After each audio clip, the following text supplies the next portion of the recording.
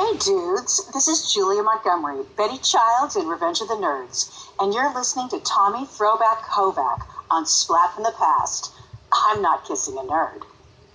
Hey dudes, welcome to Splat from the Past, the only 80s themed horror and sci-fi show where things could get totally radical. Now today, I will be welcoming an icon of 80s movies, at least an icon of my childhood for that matter. He's one of those guys that's always been there, Scott Thomson.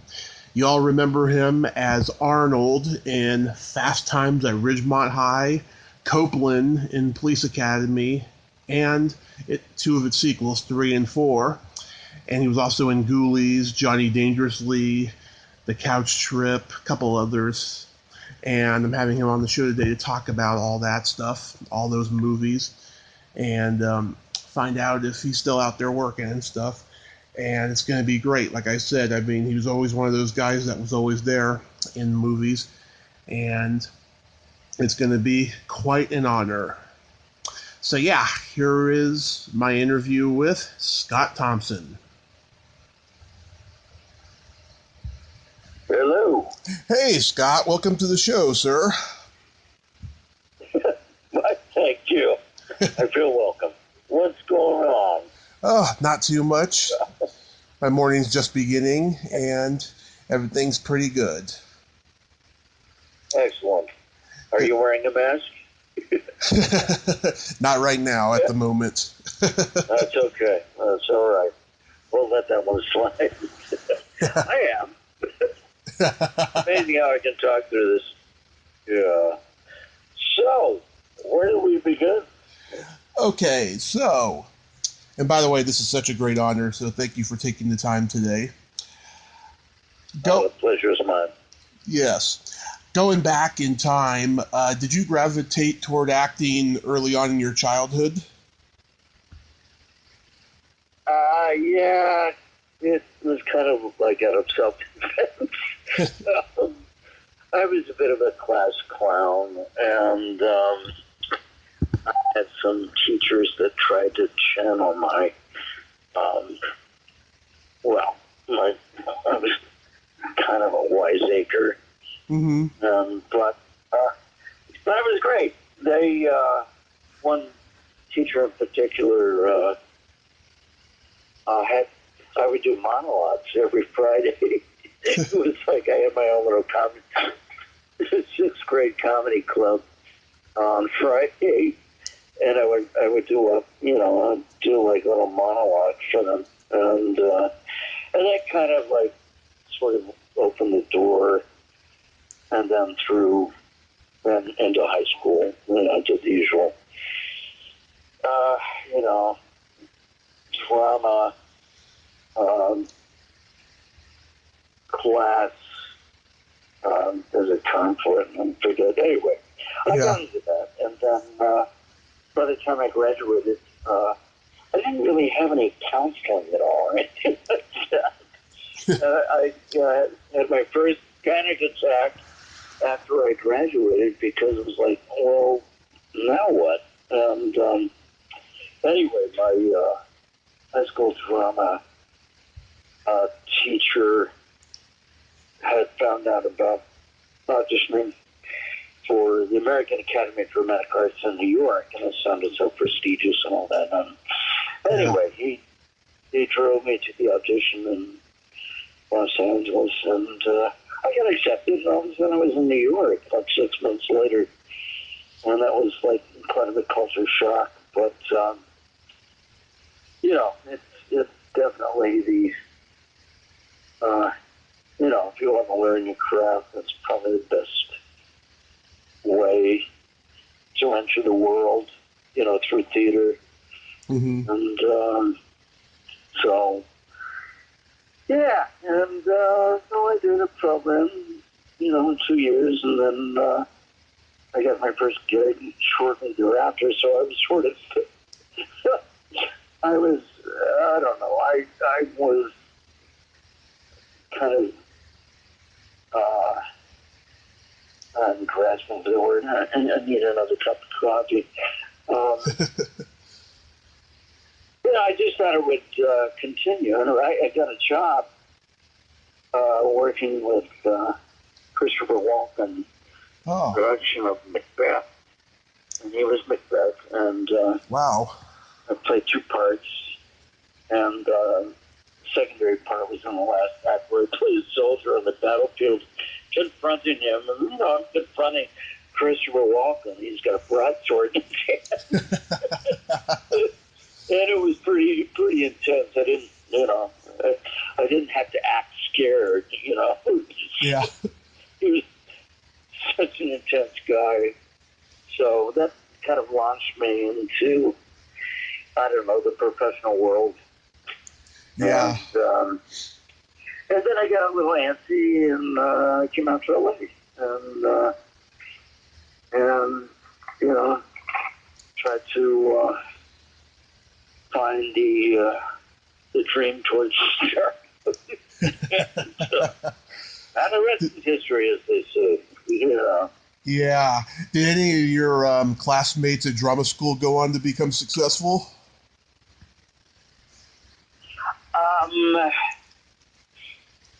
I'm thinking no, but no, I don't want to say not successful. I mean, there's a weeding process as in this business.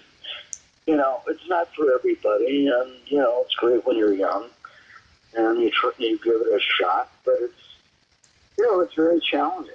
There's a lot of rejection involved. So anyway, back to them. I'm sure probably some of them went off and did very well in regional theaters, and they're probably still doing it. And if they're happy, then they're successful. But as far as I know, I was in an acting class years later. I just felt like I was getting rusty. And it was taught by Joanne Barron and Diane Franklin and Mariska Hargitay. Oh. Were in my class, and they certainly went off to bigger and better things. And, yeah, Diane is a frequent guest on the show. She was my very first guest, as a matter of fact. Oh, great. She's a sweetheart. Yeah. She's so lovely. So lovely. She's the best. Yeah. And, yeah. So, anyway. What year did you get back to LA? I'm sorry, what year what? What year did you get back to LA? Oh, I got back in, this is a long time ago. It was 77. 77. So you were only out in New York a short time. Yeah, I was in there for about, actually about four years. Mm-hmm. And I love it. It's the center of the universe as far as I'm concerned. But I don't know. I just found myself gravitating more towards film because back then, oh my God, there was just an amazing. There are maybe amazing films coming out by hot young directors like Scorsese, right, and Spielberg, and I don't know. I was like impatient. I didn't want to. I just wanted to jump in and see where it would take me. And I don't know. I feel pretty lucky that I was able to be in the films that I've been in. And it's always great to get work. Yeah, and I was, I returned back to, back to LA where I'm from originally, so that was nice. Mm-hmm. The first movie listed on your IMDb is Parasite.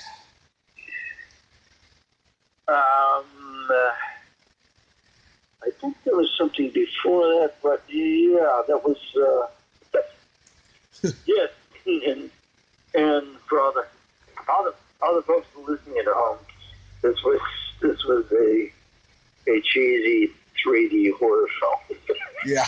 With Demi Moore, and yeah, that was her first film, and not to be confused with the Academy Award winning. So that was a nice adventure. I just love the fact that it was in 3D, and that's where I met Luca Fercavici. Yeah, and actually, I think. I'm trying to remember the order of things because Frightmare. I'm trying to remember if I met Luca on Parasite or Frightmare.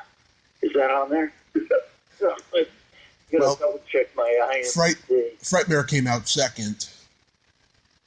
Oh, okay. All right. Well, it was great to work with him, and then Luca went on, and along with his writing partner, they wrote Ghoulies, and asked me to come on board, so I was very happy about that, and it was a lot of fun.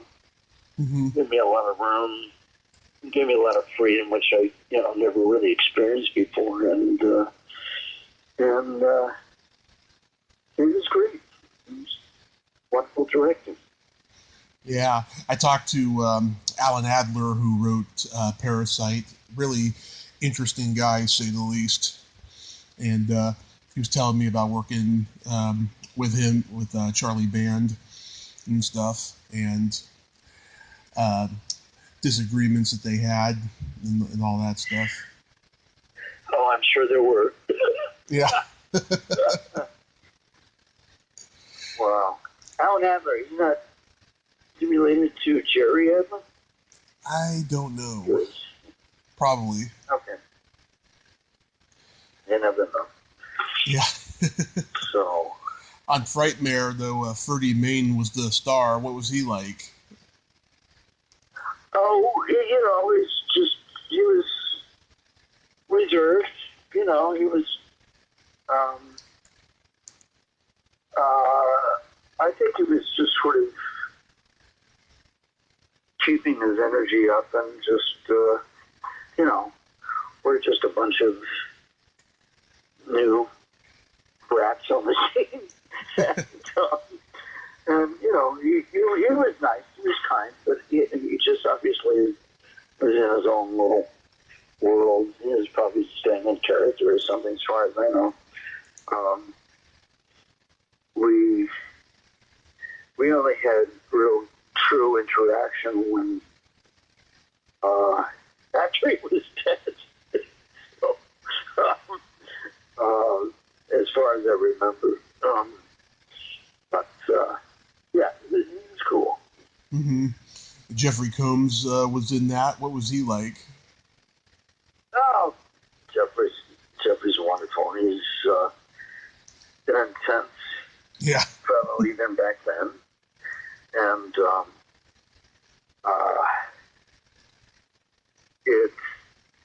I didn't get to know him that well, but by the end, everybody started loosening up, and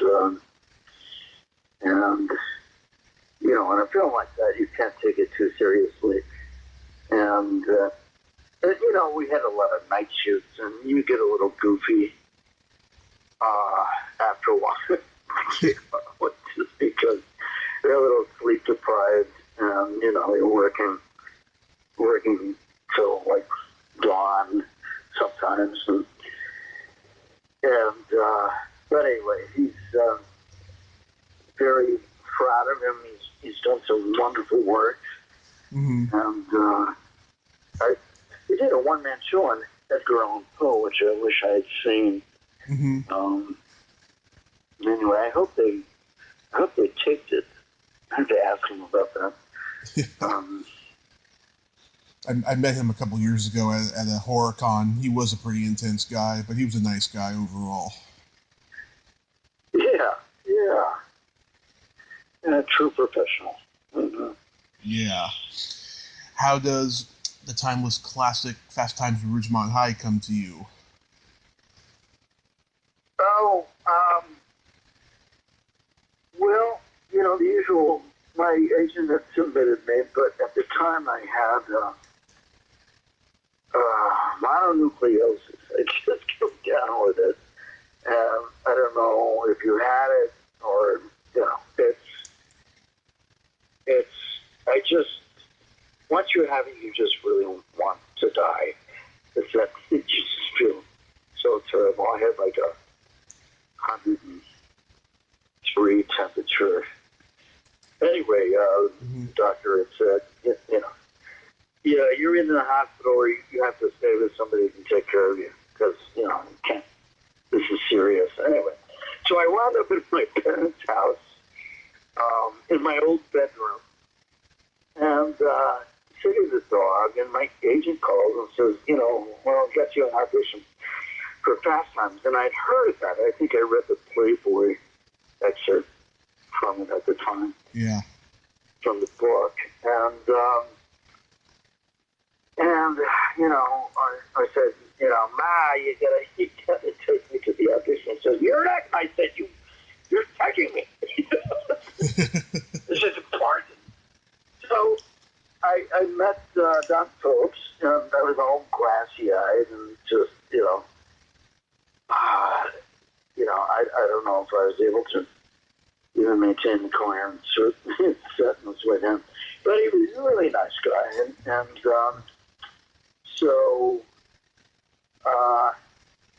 he brought me in to meet Amy Heckerling, and she gave me the okay, and I was like thrilled, and she actually had me read for other actors that were auditioning, and it was such a great, I was so honored because not only did I get a part, but they're using me to help, read to cast.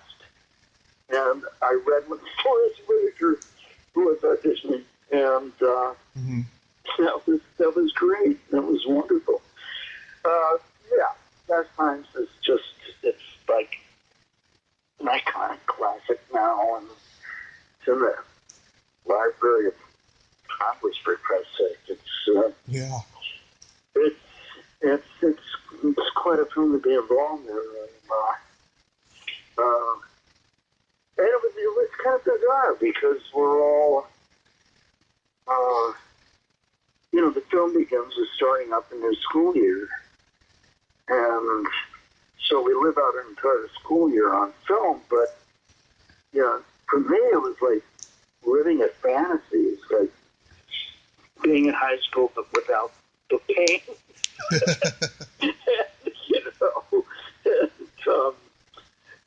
It just felt so, I don't know, it was kind of exhilarating. And my God, just an embarrassment of riches with all the cast from that.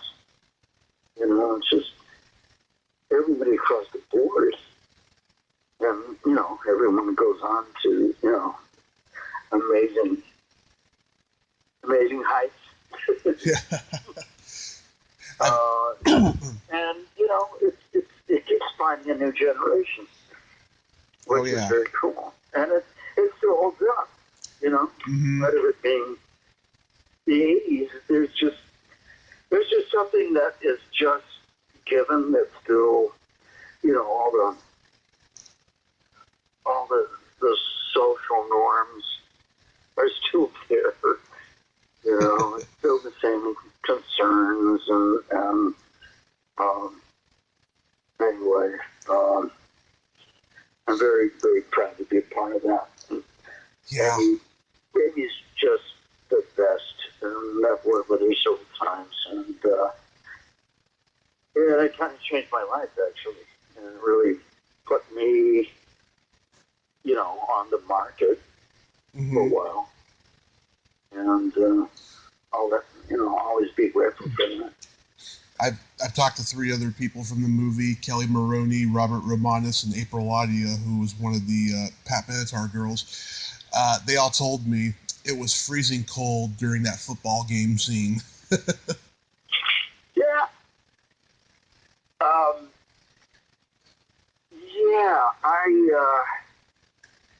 I think Amy put me in the stands. Amy was great. She kept kind of throwing me in places. Mm-hmm. Much smaller part. But, I don't know, I was always someone else to cut to, which was great, you know. And, but I think I was in a certain, I looked out, I think it was an area of the stand where they kind of covered that, people's reactions to the game, and for that area, we got to wrap early. So I didn't have to be freezing to death all day. So yeah, high school. My God, that opening of the movie where they show you working at the Bronco Burger and that milkshake machine goes out of control. Did you have to do a lot of takes of that? Yeah. No, I think we lucked out because we got that on the first. Oh, good. You know, for one thing, it's such a pain in the ass to be able to have to change. You know, it takes time, and you know it just worked. You know, the splattering was just perfect, and you know there was no need to reshoot it. You know, because we rehearsed it without it, you know, exploding on me, and you know, I don't know. It was one of those magical moments, and everyone was relieved that they didn't have to shoot it again. Yeah. What about the morgue scene? About what? I'm sorry. The scene where Mr. Vargas's class is in the morgue. Oh yeah. That was just wonderfully. It was great because I got some camera time because I was standing next to Sean, and I really love. Oh God, his name escapes me. Amy threw in her good friend, his director. Martin Brest. Yeah, and I just loved his performance. He was just so cavalier about it. Yeah. And it was just set up so nicely about you know, and I never really had that moment in high school, but, you know, we all know that things can get gross. You know, you have to, I think the worst I had was when I had to cut a frog open. So, anyway, that was wonderful, and Vincent is terrific. You know, God bless him. Yeah, it was fun. I mean, we were just all aware this is a fun joke. You know, this is a fun gag, and I'm sure that those who had that moment in high school where they actually saw a dead person is like, I'm sure it rang true to them. Yeah, Kelly, she told me she was pretty nauseated in that scene, especially after she had looked at a medical book and saw, you know, actual pictures in the book. She wished she hadn't looked at it before that scene. Yeah, that's funny. Wow, she did her homework, didn't she? Yeah. It's funny. Yeah. And of course, John Penn's reaction is priceless, you know. Oh, yeah. Gnarly. Yeah. Yeah. And then, of course, Mr. Vargas, he agrees. Yeah. Yeah. It's like, are you in my class? I am today. Today, right. Yeah. How initially. Yeah. Okay. I was gonna say, how does Police Academy come into the picture now? Yeah, once again, you know, the usual press invasion, and asked, you know, he told me that I had something coming up with this, but I was thrown a little bit. He said, well, it's going to be a lot of improvisation. No, you know, it's like, oh God, one of those actors. I mean, improvising is fine if you have a script to improvise from, but this is kind of like, oh, let's see what you can do. But at least I got the script, so I kind of got the gist of the character. But I did a monologue that I was with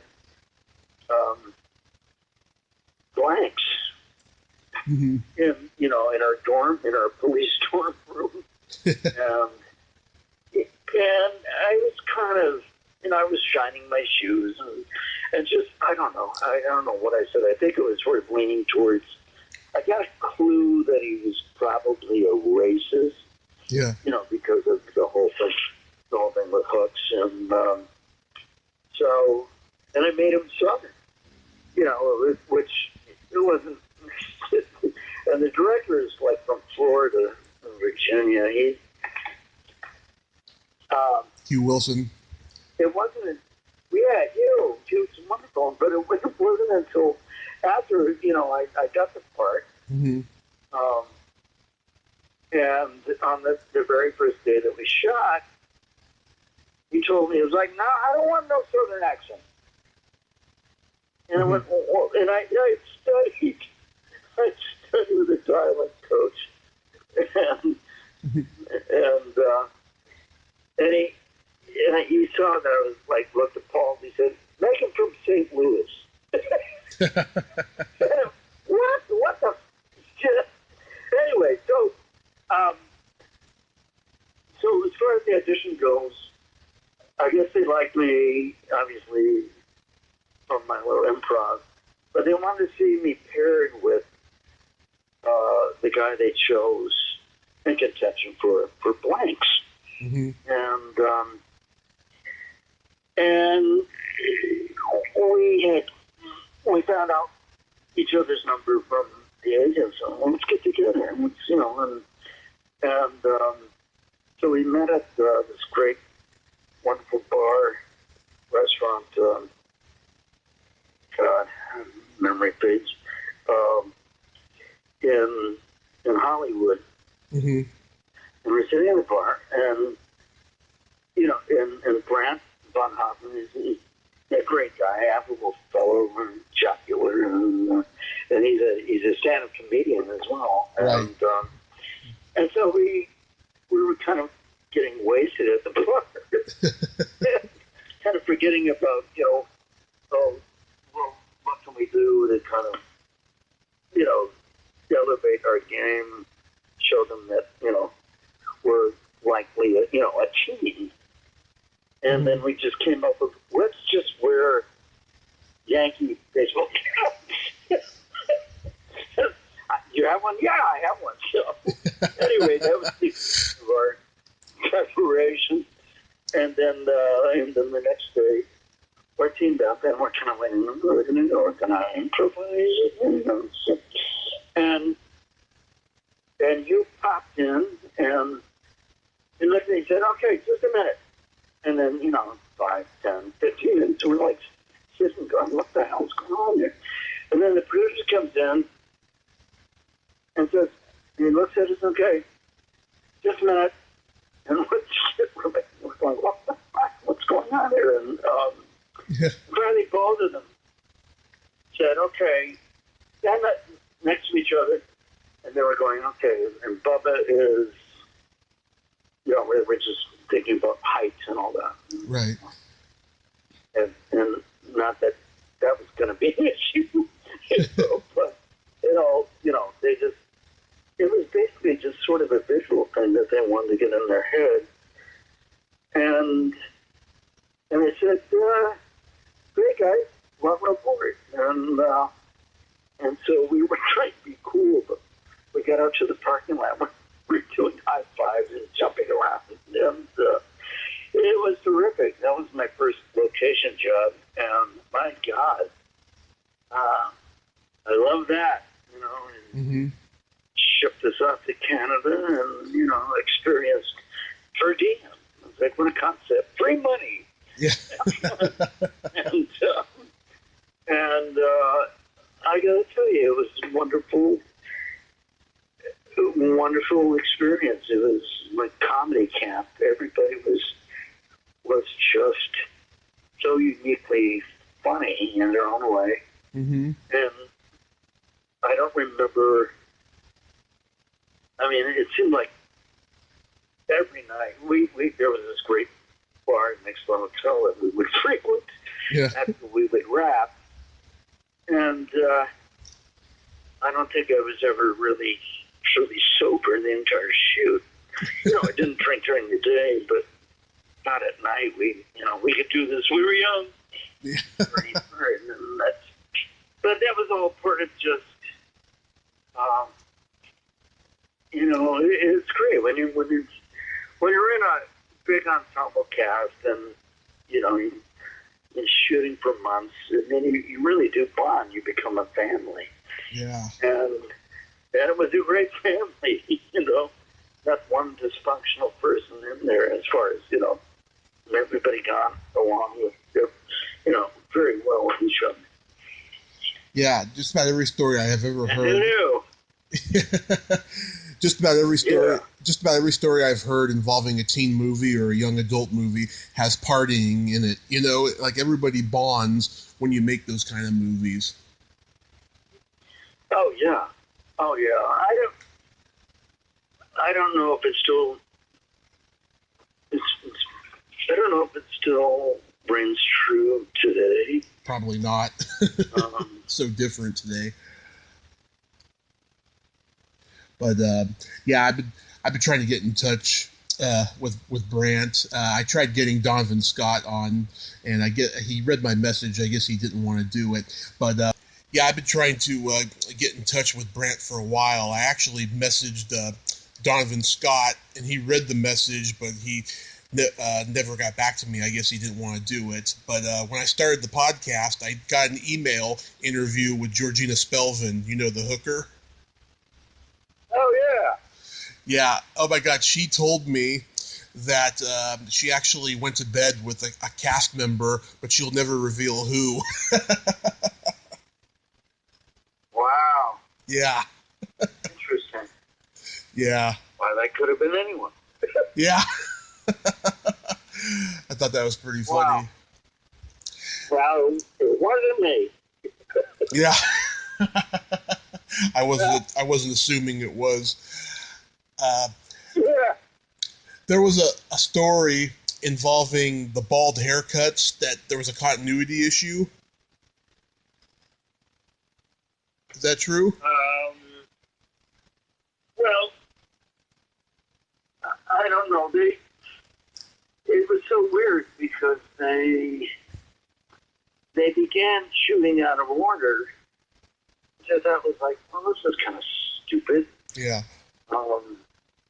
Because, I mean, early on, we have our hair, and then it's very early in the movie. Yeah. They had to shoot after we were shaved. So they went to, some ridiculous expense of creating these horrible looking wigs. I mean, we really hated them. We used to call them hair hats. Because, thank God, it was really the first two opening scenes, just, being recruited.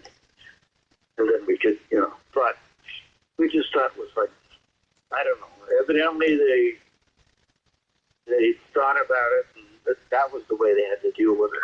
So they wore wigs. And anyway. Oh, man. And, of course, I love the classic Blue Oyster Bar scene.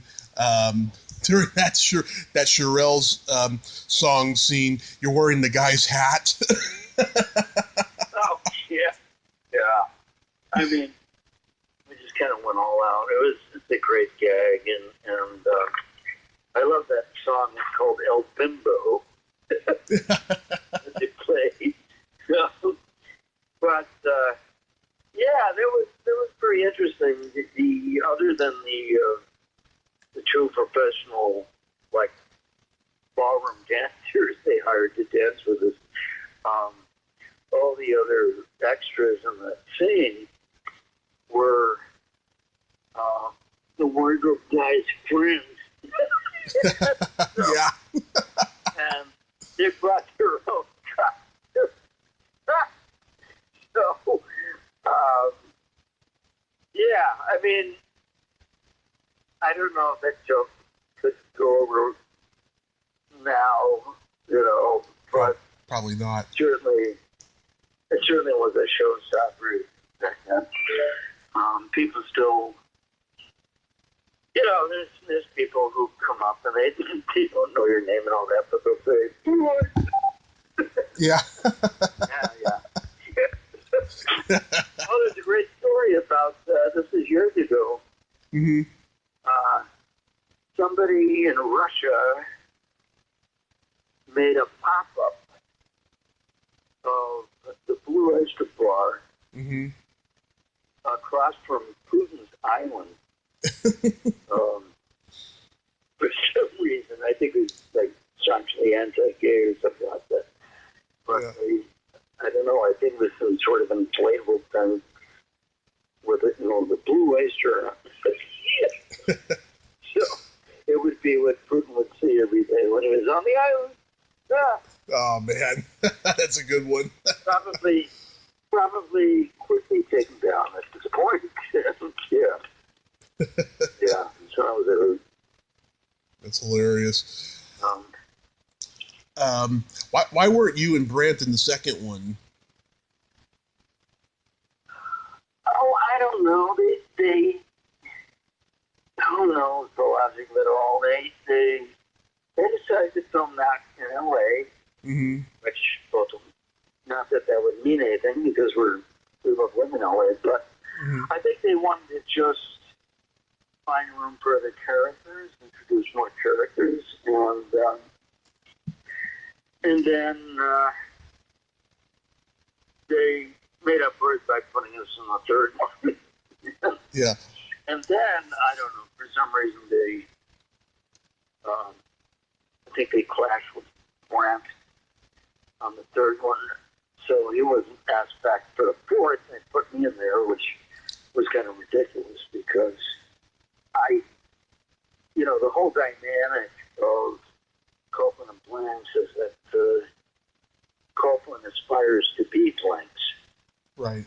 He can't. He doesn't, but he aligns, he aligns himself as to feel like he is, Blanks. Mm-hmm. He worships Blanks. So that dynamic was lost on my own. I felt lost, and I don't know. It just started falling apart, at that point. Yeah. Yeah. They just kept cranking him out. Yeah. I've talked to Sean Weatherly, David Hubbard, and they said that Jerry Paris he could be kind of tough. Well, yeah, I don't know. He wasn't really open to things. Mm-hmm.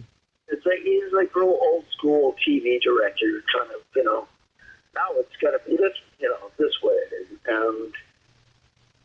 and I think there are probably a lot of us who kind of went, yeah, there's a better way. Yeah. There's a better choice here. Oh well, lesson. Yeah, I talked to this one actress. She was a member of Bobcat's gang in the second one, and she told me he would just lose his cool when someone's wardrobe was off kilter. And on the last day of filming, when they're filming the showdown sequence in Bobcat's cave, the whole cast was in on the joke. They all wanted to mess with their wardrobe so that when he yells action, then he notices it and then gets all upset. And that's what they did. And they all yelled, "Gotcha!" And then he laughed and said, "Okay, let's get serious now." Oh God. Yeah. Yeah, I saw him berate an old man who was extra, and it just was kind of like, it's really necessary.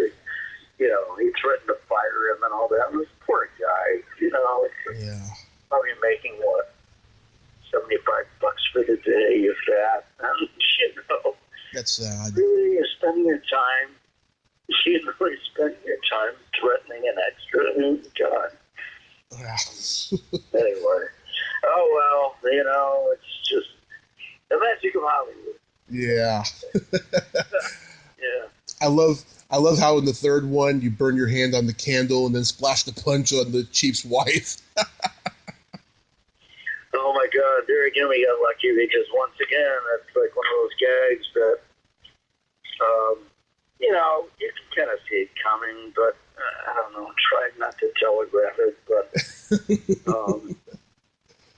thank God we didn't have to do that twice because it's the punch. The blow was probably, I don't know, it's probably plastic, but everything else just, it's probably about 10 gallons of punch in there. That would be a messy cleanup. I mean, they prepare for it, but once again, it's like when they don't have to do it again, they're very relieved. So I was happy about that. I was just pleased. Yeah. They're right. And in the punch. Yeah. And in the fourth one, you got to reunite with Brian Backer, and that's probably why he ended up giving up movies, because he was playing teenagers well into his 30s. Oh, I know. He was a little disgruntled. He just, I would hear him muttering things like, I don't know if he won the Tony Award or was nominated for it, for that Woody Allen show on Broadway, The Floating Light Bulb. And let's just say he won it, and it's just, I won a Tony Award. Now I'm like on a skateboard. Yeah. Yeah. How was making Johnny Dangerously? What's that? Sorry? Oh, how was making Johnny Dangerously? Oh, it was incredible. I mean, Michael Keaton is a hero of mine, so it wasn't hard to play his obsequious sidekick. Apparently, they went through a lot of auditions for my part, and I don't know, for some reason they couldn't find anybody, and then Amy brought me in. I just finished Police Academy, so I had like a shaved head, and I kept worrying about that. And I said, don't worry about it. You'll be wearing a hat most of the time. But there was one scene where I wanted to wear the hat in the nightclub. And I don't know, for some reason, the costumer won that battle. You didn't wear a hat in the nightclub. And it's like, well, this is a comedy, for Christ's sake. But I don't know. So I just felt kind of weird, and like, then somebody came up with a suggestion, maybe you were in prison. So, I don't know. I had to be satisfied with that. But, it's just, once again, just wonderful, wonderful people. Keaton, of course, and Peter Boyle. My God. Yeah. What a great guy. And Joe Piscopo was so damn funny. Yeah. I mean, I would watch him, but I'd have to kind of turn away, to make sure that it didn't get picked up. My laughing didn't get picked up on the mic, because he would improvise a little bit every now and then. Yeah. Oh my God. But I don't know. I mean, I know there are fans of the movie out there, but I think it's kind of underappreciated. Yeah. It's sort of a bold choice because it's sort of a loving takeoff on the Cagney movies. Right. And I don't know. I don't know. I don't know. I think it's hilarious. I think it's one of the funniest of the 80s. Well, yeah, but I don't know. I think if you didn't know Cagney, you wouldn't get it. Yeah. You didn't quite get it somehow. Yeah. It was sort of, I loved it. It was sort of like a Mad Magazine cartoon. Right. Of a Canyon movie, you know. And it's so much fun. And like I said, it's just, Keaton is just one of the best. Yeah, I love it when you're playing the priest in prison, and you know he's building that Tommy gun with each prisoner, giving them a piece of it, you know, and you're doing the prayer, Aunt Meridian, Uncle Meridian. Yeah, the whole take up on Latin and Mr. the Bus. I always wanted to know. What's his name? Who? What? Oh, I always wanted to know when you guys are, you know, keep changing costume in the car and changing the car and everything. Is that your ass that presses against the glass? Oh yes. That's. I would say the full Monty, but the full Monty. Yeah. Oh my God. I'm shy. It was a great time. Yeah, Mary Lou Henner, she remembers every minute of it. Oh yeah, she's a sharp cookie, and you know, at one point, I don't know, they decided at the last minute we did reshoots, and they wanted to put in a big musical number, you know, one of the backlots at Fox, you know, with their whole, you know, neighborhood, like Brooklyn Street, and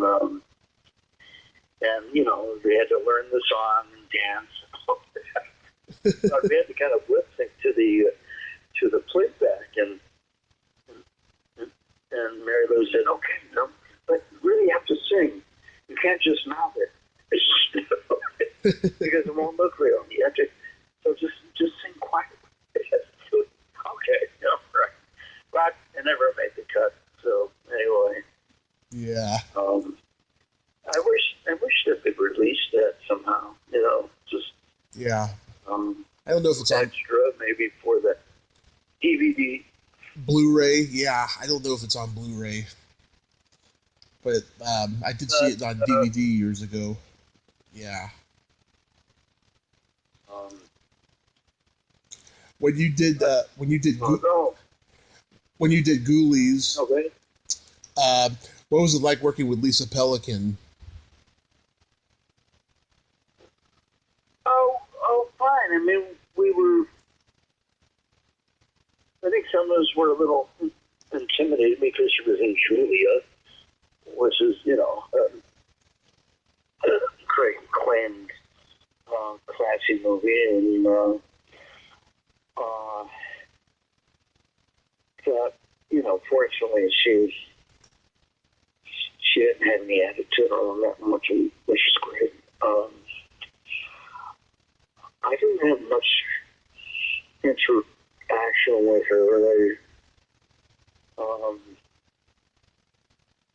So I don't even know if I really had any, you know, one-on-one scene with her. It was more, you know, we were all London together as a group. But, yeah. Yeah, I tried half a year to get her on the show, and then finally she broke down and said, I want to stay out of the spotlight. I'm afraid if I do your show, I'm going to get flooded with offers to do someone else's show and get offers for acting gigs. I just want to stay right out of the limelight, you know, because she teaches acting up in New York, and she's happy just doing that, you know.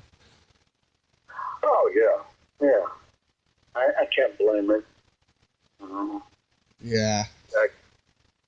Some guy from Britain was trying to get me to do one, and this is around the same time you approached me, you know, by texting, and I don't know, I felt guilty because I'm repped by this guy in England, and I felt like the guy should go through him. But I texted him today saying, "What's your phone number?" And he went, "Well, why?" And I realized I texted the wrong person. So anyway, I mean, once the dam breaks, it's just interesting, the whole, the second life of an actor and some cult films. I 3 years ago, I went to I think they call it Schiller Convention in ChillerCon, yeah. New Jersey. Yeah. And I was so overwhelmed. I mean, I had no idea. This is the first time I went solo on something, and I thought, oh, well. So I didn't really, I had kind of low expectations, but I was just floored. And, the fans are great, and some of them are kind of like pretty wired when they come in. They kind of tell you everything. Now, one thing I always, because Galaxy Quest is one of my favorite comedies. Yeah. And it's a good one. I did a guest star on Star Trek Next Generation. Yeah. And it was a great part. But I've never been able to break into that Star Trek world. That's the one I would love to be able to just for once, see everybody all dressed up and, it's such an obsession and talk about cosplay. But I would love to be able to do that sometime. I just don't know how to break in. Because, these people, even, when I did the solo show, they had the complete Star Trek book with every, and I would have, I would sign next to where I was printed to make sure, wow, yeah, they're really hardcore, geez. So, yeah, it's I'm fascinated and disturbing at the same time. It is. So when COVID isn't happening, are you still acting? I kind of hung up for a little bit. I had some health issues, and I just thought, what, I don't have the energy to dazzle anymore. It's just like, this is too much. So I've been, like every out of work actor, or at least, semi-retired like I am. I've been trying to write a screenplay for the last 6 years.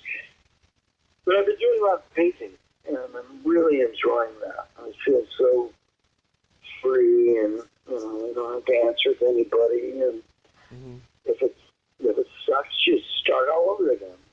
So yeah. I'm really, really enjoying that. Yeah. Oh, that's great. So, did you ever get to a point? Oh, I was gonna say, did you ever get to a point where you were struggling for roles? Oh my God, my whole career has been that. But I mean, granted, the '80s were very good to me, and as you get older, your marketability, at least, timing of everything, and I don't know, I wasn't getting out as much, and I started getting leaner and leaner, and that's just sort of it. It's sort of that's kind of what happens. You only really hear about the success stories, Oh yeah. because they keep doing it, and they keep, and work really gets work, and it's such a fickle business anyway. And yeah. it's great when you're young.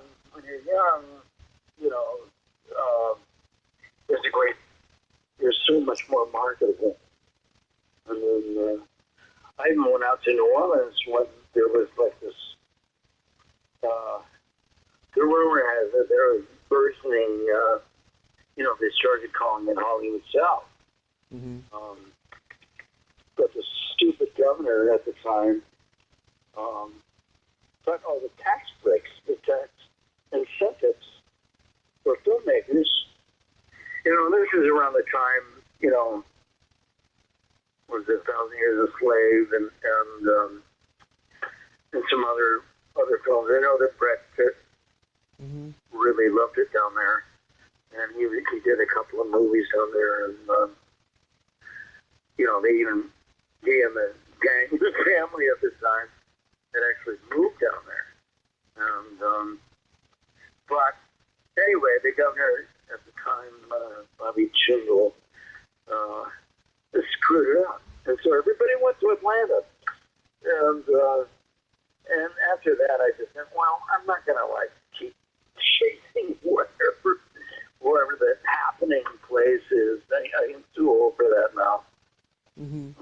And so I came back to LA, and I just started, I just need to get healthier and feel better. And like I said, my new passion is art, and I just enjoy it so much more.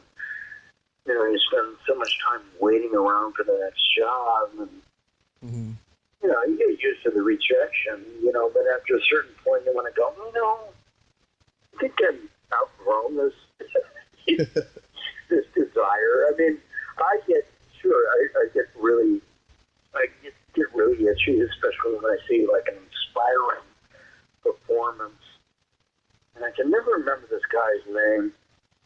Did you know the show Ozark? I've heard of it, yeah. Have you watched that at all? I haven't watched it, but I've heard of it. There's a wonderful actor, and I'm sure he's just going to sweep all the awards and awards season because he deserves it. And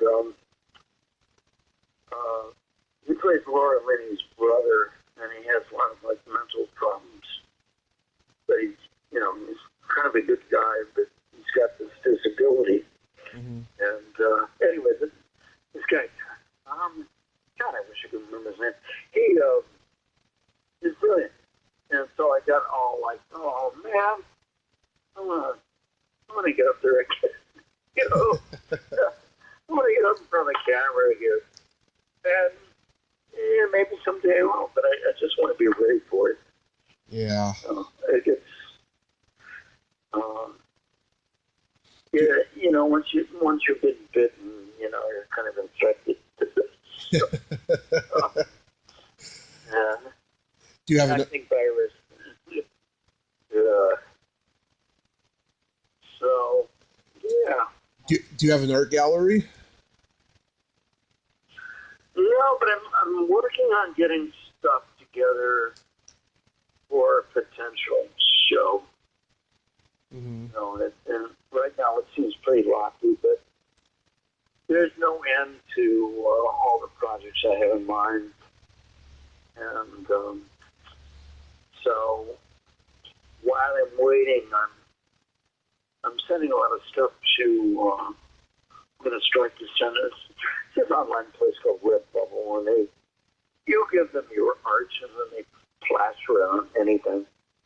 And I thought that'd be a good way to gauge what's working and not working. Yeah. And you don't have, they do all the printing and shipping and all that, and just sit back and collect the money. So, why not? So hopefully that'll keep things going while I'm working on the large paintings. And, I have a pretty small place. It's really hard to live and work in a small place. I find brushes in a sink, or my dishes out. Yeah. Always knocking something over. And oh, damn. Anyway, there's a great documentary on Jim Carrey.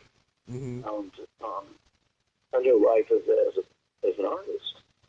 And I so related to his passion about it.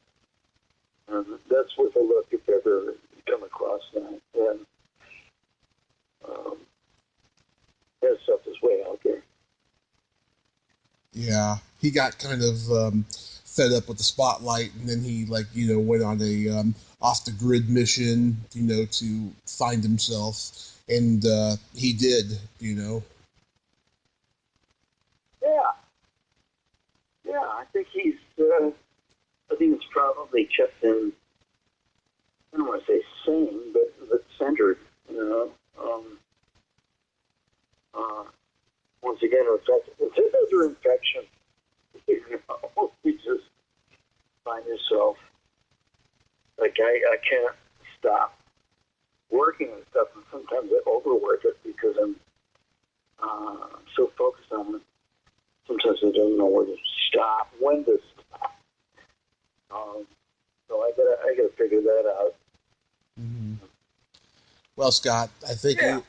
I thank you so much for coming on today, and I hope you get the art show off the ground, and I hope you get some roles after all this insanity is over. Yeah, I'm hoping that the industry can come back. It's going to be interesting to see what happens. It is. But well, thanks for asking some mighty fine questions. Appreciate it. Thank you, sir. And continued success to you, all right? Absolutely, sir. Thank you, and stay safe, okay? You too. Be well. I'm putting my mask back on. Okay. Have a great day. Bye. Okay, bye-bye. You too. Thank you. Bye-bye. Well, there you have it. Scott Thomson. Ain't he a cool dude? Nice guy, humble guy, great stories, very inspiring stories there, and I hope, he gets his art show going, and I hope he gets roles because he's a talented guy and an icon of my childhood. If you like this video, everyone, please subscribe to my YouTube channel, add me as a friend on Facebook, join my Tommy Kovac comedian page on Facebook, follow me on Twitter and Instagram, and all that fun stuff. Well, that's all the time we have this week on Splat from the Past. Until next time, this is Tommy Throwback Kovac saying, there's no shame in living in the past, because the present sucks. Later, dudes!